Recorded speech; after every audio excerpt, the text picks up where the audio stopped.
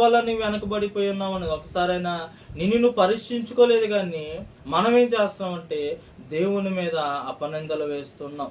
ఇది నా నిజమే. ఆ యూదులైతే ఒక మారి వేశారు, కానీ మనం చేస్తున్న పనులు బట్టి దేవుడు కూడా అందుకే అన్నాడు ఆది కాండంలో ఆ యొక్క గ్రంథంలో రాయబడి ఉంది, అయ్యో నరుని చేసినందుకైనా చింతిస్తున్నాడు, ఎంతో బాధ కలిగినాడంట.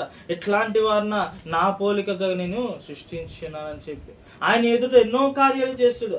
ఆ కార్యంలో నువ్వు చూడట్లేదు, నువ్వు గమనించట్లేదు. కానీ నీ యొక్క కుటుంబంలో ఏదో ఒక చిన్న విషయం జరగలేదని, నువ్వు అడిగింది దేవుడు ఇవ్వలేదని చెప్పి చాలా సార్లు వెనకబడిపోతున్నారు. అందువల్ల ఆయన అంటున్నాడు, ఇదిగో పాతవి విడిచిపెట్టండి, ఇదిగో నూతనవి జరిగించబోతున్నాను. 2024 సంవత్సరంలో ఏదైతే జరగలేదో ఈ 2025 సంవత్సరంలో నేను జరిగించడానికి ఇష్టడై ఉన్నాను అంటున్నాడు. మరి అవి జరిగించాలంటే నీలో కొన్ని తీసేసుకోవాలి. ఆ పాత రోత జీవితాన్ని విడిచిపెట్టాలి. నువ్వు ఎక్కడ వేసిన